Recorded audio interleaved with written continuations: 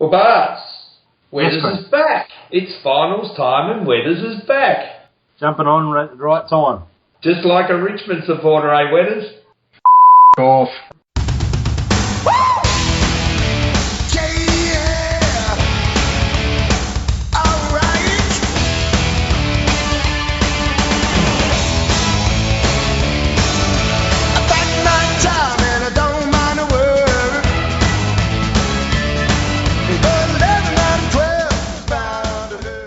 Yeah, I jump on many a bandwagon. Go Storm. Well, you're back on the Hawks one-eyed view bandwagon tonight. Well, I thought you blokes would probably disown me if I didn't jump on tonight. Fair bit to talk about, so here I am. I'm half drunk, so forgive me. Just don't drive. Here's to Wetters and Hodgie.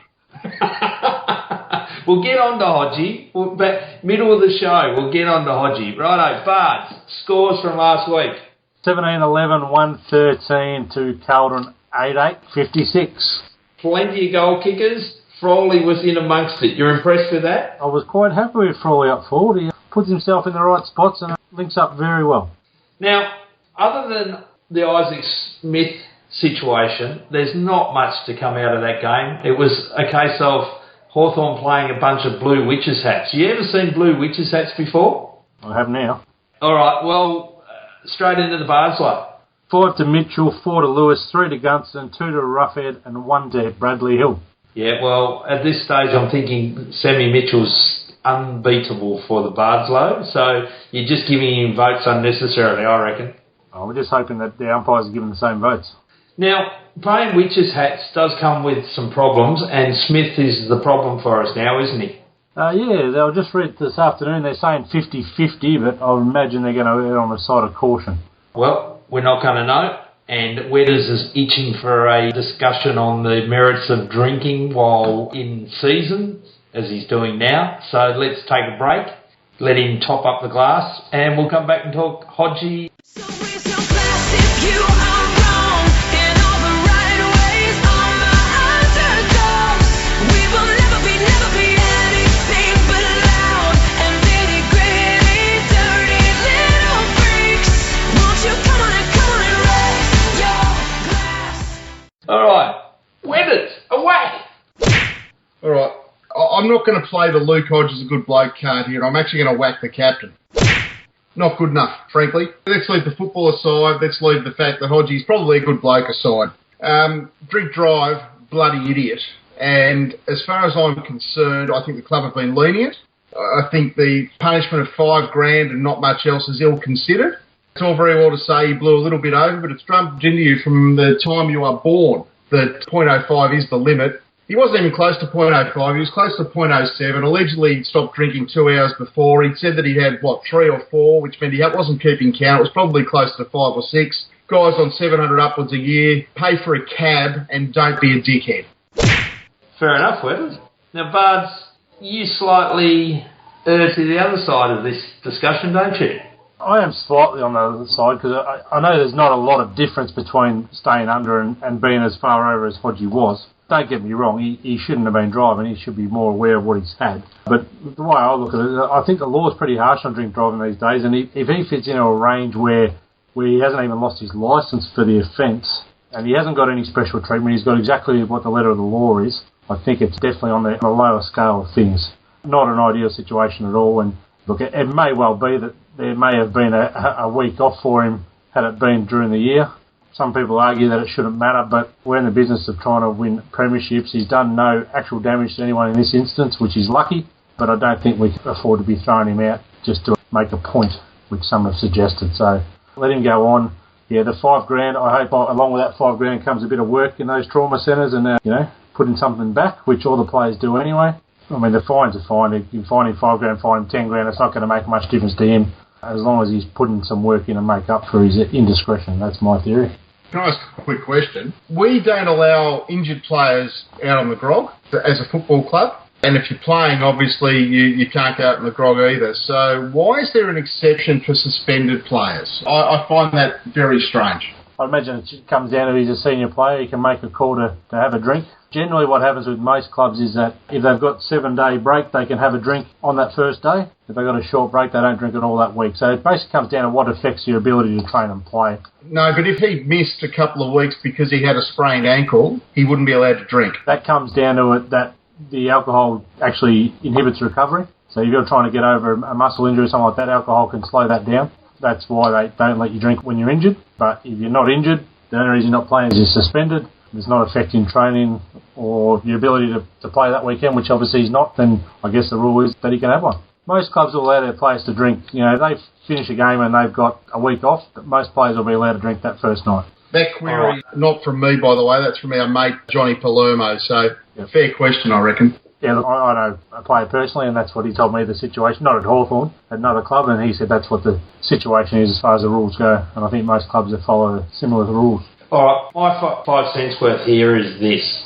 As captain, I think his captaincy is drawing to a close. If he actually lifts the cup in the three-peat, fantastic. But this year has been horrendous for Hodgie, and I just wonder what else might be playing on his mind, because we've seen him lash out at a North Melbourne player, put a Port Adelaide player's head into a goalpost, and then, as the captain, he's out drinking on a Thursday night close to the finals. And I'm just not comfortable anymore that that's the way to lead the club. And he would know that himself. So I think we're about to see the transition from one captain to the next. So, Hodgie, it's been great. It's been great ever since we sent Trent Crowe to the West and brought you on board.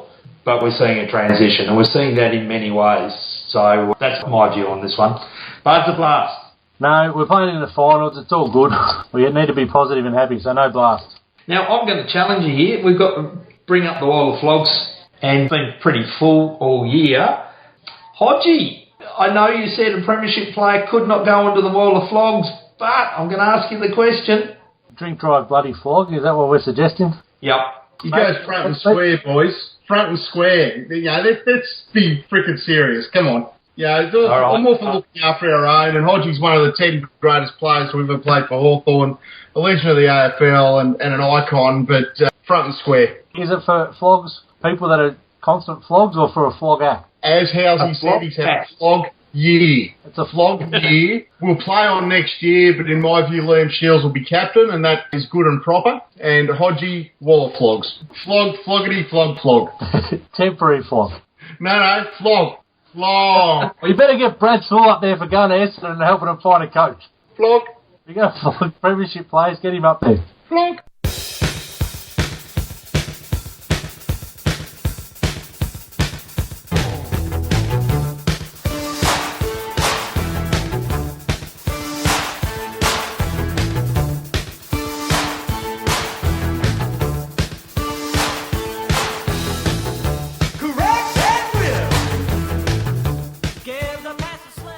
Alright, the big one this week, Friday night. Hawthorn versus West Coast. This is the game that will decide the premiership. I thought it was Hawthorn versus Nick Natanui. That's all I keep hearing about. Well, we don't know what he's going to mean in this game, because he wasn't in that game earlier on this season or a month ago. He is a big factor. How do we combat that, Bards? He is a factor, but Brian Lake didn't play that game either, and I'd argue he's a pretty important link in our side as well. So, look, he's a big factor. He gets his hand on the ball. You've got to combat Natanui from the centre bounce. He jumps higher than anyone, gets his hand on the ball, and he follows that up. And once that ball's cleared the centre, he's 3 parts useless around the ground. So they've just got to focus on stopping him there. If he gets to go stand in the goal square and gets to run at the ball, he's useful. Other than that, he doesn't do a lot. So except for the 20-odd possessions and 3 goals he kicked last week. Against who? Mate, he's a freak. He's a freak of a footballer. How many marks did he take around the ground as a ruckman? Freak of a footballer. Yeah, he's a freak in the centre square. And if he gets in the goal square, he gets to run at the ball, but that's it. So, alright, well, who's the ruck combination against him? Segler and McAvoy. Segler and Hale. Yeah, but McAvoy's in good form. They're not going to leave him out. He's been better than Hale. He wears concrete boots, Bards. Does not jump. Cannot jump. Hale doesn't jump either. Segler's the one because he gets the heights at a centre bounce. He's the best chance at combating him a bit. The other option is to try to put a body on him, but he just jumps over bodies, so... I honestly think we'll start roving to his tap-outs. And I think Mitchell is the smartest footballer I reckon I've ever seen, and it won't take long to catch on. That's the way to do it. And I was on the radio today, someone mentioned it's a matter of creating that first contest. So if you're not roving to his actual tap-outs, you're reading who he's hitting to, and if the ball's going to Pritis, you hit him Pritis hard, forcing another ball to come out, and that's where you win the clearance from there. So I'd imagine there'd be lots of tapes being watched this week. Try to get an idea of his patterns and where he goes. You can obviously go pretty much anywhere, but it's just a matter of reading where he likes to go and making sure we set up appropriately. You know, don't have blokes running forward. Set up in the right areas and hit them hard. Bart, I've got to ask you the question about selection. Okay, boys, so Smith's out injured this week. Who comes in for Smith? Hawthorn. Okay, so we've got Hartung in, and you imagine Rioli, Hodge and Brewster all walk-up starts. So that's 4 in, so we need 4 to go out. Sicily. There's 1. Smith is obviously 2. Sicily. 3. Howe or Langford? Mate, I don't think Langford goes out, Weathers, because I think Langford's going to tag. I like this Howe, and I'd love to see him get a game in the finals. Yeah, I think Langford could be important against that. We're just talking about West Coast and their ruck work in the middle, and that extra hard body to sort of block that up might be really useful. So He or Shields will lock down on Shuey. we're also assuming that Giret's holding his spot. He was dropped a couple of weeks ago. And your mate Suckling as well. Well, we know Suckling's holding his spot. He's got photos or something. And then there's a ruck situation. Will we make the change or not? It'll be 5 changes, Bart. It's quite radical. Well, it could be worse. It could be 12 like Freo. Seglar's got to play, hasn't he? I think he's the best matchup. If they're going to go with horse for courses, he's the best matchup this week. All right, well, how do we win this one? Kick more goals than them. Yeah, got to keep them on the board very early, don't we? We need to start well. We need to, as we've spoken about already, we need to lock up the centre, not allow them just a free run out of there. If we can break even there, and our midfielders are every bit as good as theirs. Our ruck stock's obviously not as good as the human palm tree, but if we can break even there and get our own clearances as well, we're the highest scoring team in the comp and the best defensive team in the comp. So, you know, if we do well in the midfield, we should be able to score enough. Where does we need Stevie Lawrence and Paul Hudson back, don't we? It's reminiscent of 1991.